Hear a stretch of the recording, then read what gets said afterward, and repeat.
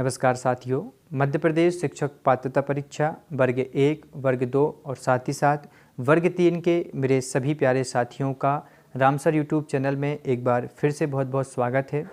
साथियों, जैसा कि आप सभी ने कल देखा, पीईबी ने अपने एग्ज़ाम कैलेंडर में से हमारी वर्ग 3 की परीक्षा तिथि को हटा दिया है और वहां पर आपने देखा होगा कि to be declared soon show हो रहा है। और हो सकता है कि आपके मोबाइल में पुराना ब्राउज़र हो तो ये आपको शो नहीं होगा, आप किसी और के मोबाइल में जाकर इसको चेक कर सकते हैं। अब सबसे बड़ा क्वेश्चन मार्क परीक्षा तिथि के सामने उठता है और उसके पीछे भी ऐसे कई सवाल जो हैं आपके सामने आ रहे होंगे, आपके जहन में हैं।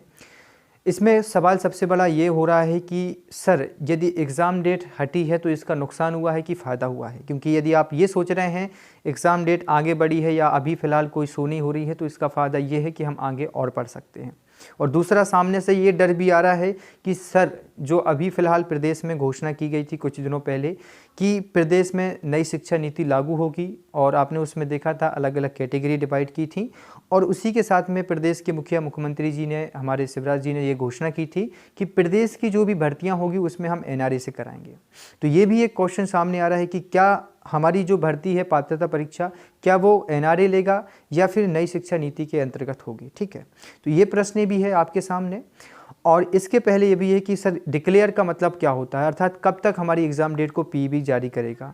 तो दोस्तों, इसके पहले मैं आपको बता दूं कि अभी जो आप देख रहे हैं, कई बार एग्ज़ाम डेट जो हमारी टू बी डिक्लेयर आया है, इससे पहले भी हमारे पीछे कई ऐसे एग्ज़ाम हो जिनकी डेटों को लगभग टू बी डिक्लेयर किए हुए अभी तक 3 महीने से ज़्यादा हो गए हैं। पिछले 3 महीने पहले लिख दिया था कि टू बी डिक्लेयर्ड सून, और आज भी वही लिखा हुआ है। एग्ज़ाम डेट ना तो कुछ उन्होंने शो किया है, ना ही कुछ कर रहे हैं। तो ये हालात हालांकि वर्ग 3 के साथ ऐसा ना हो कि निर्मित हो, और यदि होता है ऐसा तो हम उसको लेकर कार्य जरूर करेंगे। फिलहाल की सिचुएशन ये है कि अभी आपको क्या करना है, सबसे बड़ा मुद्दा क्या है हमारे लिए जो ज़रूरी था। देखिए, वो तो एग्ज़ाम डेट उनको पोस्टपोन ओवरऑल करनी ही थी, क्योंकि आपने देखा कि 21 सितंबर से आचार संहिता भी लग रही है और उसके उपरांत अलग अलग ज़िलों में सेंटर निर्धारित होते तो हो सकता था कि परीक्षा कार्यक्रम ना आयोजित कराया जा सके। लेकिन अब हमारा फ़िलहाल फोकस क्या रहेगा, इस पर हम चर्चा कर लेते हैं। साथियों, सबसे पहले तो आप सभी को पता है कि जो हम गलती कर चुके हैं, जो गलती हमने दिसंबर 2019 में की थी जब नोटिफिकेशन आ गया था और उसके बाद हमने जनवरी भर, पूरे माह भर हमने फॉर्म भरे थे, उसमें गलती सबसे बड़ी क्या थी? तो गलती ये थी हमारी कि हमारी जो प्रमुख मांग है, हमारी जो पहली प्राथमिकता थी वो थी हमारी पदों की संख्या। हमने इसको ना देखते हुए हमने केवल और केवल अपनी भर्ती एग्ज़ाम को फोकस किया कि हमें अपना फॉर्म भरना है, बस हमारा मतलब है कि हमने फॉर्म भर दिया और हम तैयारी में जुट गए। मतलब यही स्थिति आपके पिछले इतिहास आप दोहरा चुके हैं, वर्ग 2 वालों के साथ हुआ था और वही आपके सामने वर्ग 3 में हो रहा है। ठीक है, तो जितना हमने फोकस इन बातों पर किया है कि वर्ग 3 की एग्ज़ाम डेट बढ़ रही है या नहीं बढ़ रही है, इन तमाम मुद्दों पर हमने जित तक चर्चा की है पिछले 2-4 महीनों में, यदि हमने अपनी मांग के सामने ये रख लिया होता कि पहले पद उसके बाद एग्ज़ाम, ये हमने यदि सोच लिया होता तो ऐसी कंडीशन अभी ना होकर हमारे पास में पदों की संख्या का एक सफलतापूर्वक ढांचा होता। आज जो यूट्यूब या जो भी ऑनलाइन सोशल मीडिया वाले ये कह रहे हैं गर्व के साथ में कि मैंने पहले कई बार कहा था कि एग्ज़ाम डेट बदलेगी, हम लोग कहते आ रहे हैं पहले से, यदि सभी ने मिलकर इस बात पर फोकस किया होता कि परीक्षा तिथि से पहले पदों की संख्या को जारी किया जाना चाहिए, ये बहुत ज़रूरी मुद्दा था और अभी तक जो हुआ है तो हो जाने चाहिए। अब यहाँ से क्या सामने 2 चीज़ें होंगी। तो हमारा मुद्दा विषय ये है कि जल्दी से पीईबी एग्ज़ाम डेट को डिक्लेयर करें और उसी के साथ में पोस्टों की संख्या को जारी करें। अब इनको लेकर हमें क्या क्या करना है, तो इसको लेकर हम नेक्स्ट वीडियो में आपकी चर्चा करेंगे कि हम कैसे अपनी मांग को रख सकते हैं, पोस्टों की संख्या को डिक्लेयर भी करा सकते हैं। ठीक है, तो अब आपको क्या करना है, वर्ग 3 के मेरे सभी साथीगण, पढ़ाई में आप लोग बेहिचक जुड़ जाइए। जो भी आपके सामने आपका सिलेबस पड़ा हुआ है, जो आप लोग पढ़ चुके हैं, उसको शुरुआत से एक बार और रिवीजन कीजिए और बराबर तरीके से टेस्ट सीरीज लगाएं, तो आप लोगों को अपने आप से एक सेल्फ कॉन्फिडेंस फील होगा कि मैंने पढ़ा हुआ है और मुझे इतने अच्छे नंबर आ रहे हैं। तो इसके लिए आवश्यक है कि आप टेस्ट सीरीज भी लगाएं और रिवीजन करना आप प्रारंभ कर दीजिए। चलिए, ये तो आपकी रही साथियों वर्ग 3 की बात। अब वर्ग 2 और वर्ग 1 वाले अभ्यर्थी भी कई दिनों से कोशिश कर रहे हैं कि सर हमारी भी मांगों को रखा जाए और हम लोग भी बहुत कोशिश भी कर रहे हैं कि सर कब तक ज्वाइनिंग होगी, क्या हो रहा है प्रदेश में। तो दोस्तों, ओवरऑल हम बताएं आप सभी के लिए कि जब हमारे वर्ग 1 के वेरिफिकेशन का जो शेड्यूल बनाया गया था और वर्ग 2 के, उसको किस बात से रोका गया था, तो आप सभी को जानकारी होगी कि कोविड-19 को रीज़न रखते हुए परिवहन की असुविधा को बताया गया था। और उसके बाद हमारे शिक्षा मंत्री जी ने भी यही बयान दिया था कि अन्य प्रदेशों के अभ्यर्थियों को परिवहन की असुविधा हो रही है और कोविड-19 की सिचुएशन है।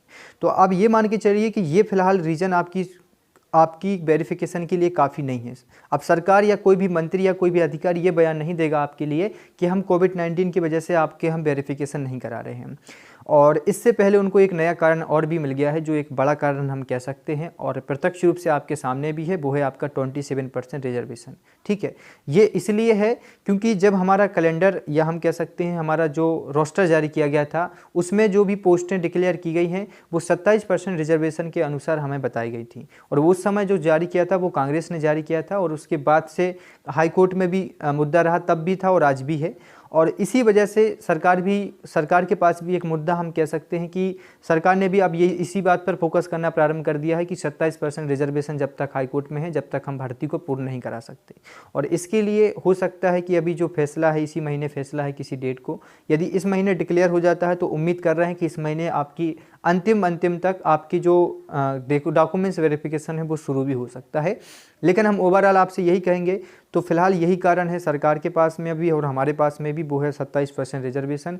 और जितनी जल्दी 27% रिजर्वेशन की सुनवाई होगी, सरकार पर हम पूरा फुल दबाव डाल सकते हैं कि आप वेरिफिकेशन को शुरू कराइए और सरकार के सामने फिर कोई दूसरा कारण नहीं रहेगा।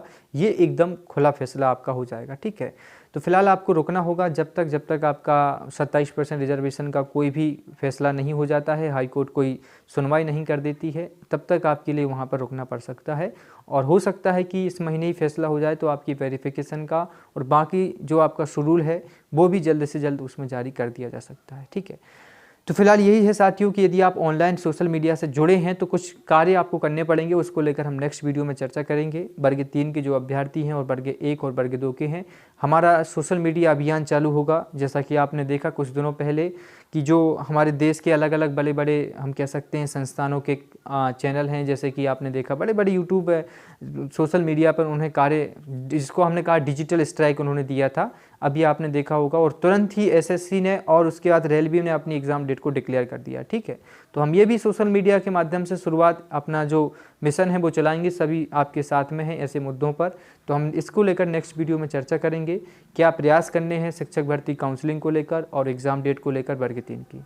फिलहाल इस वीडियो में इतना ही, और आपसे जाते जाते यही कहूँगा कि आप लोग वर्ग 3 को लेकर बिल्कुल भी आप अभी ऐसा ना हो कि आप न्यूट्रल हो गए हों, एग्ज़ाम डेट आगे कर लेकर बढ़ गई है, तो आप बिल्कुल ऐसा ना सोचें। अब आपके पास समय मिला है पढ़ने का, तो इसका आप लोग भरपूर उपयोग करें और जितना भी हो सके आप अपनी पढ़ाई में पूरा फोकस लगाएं।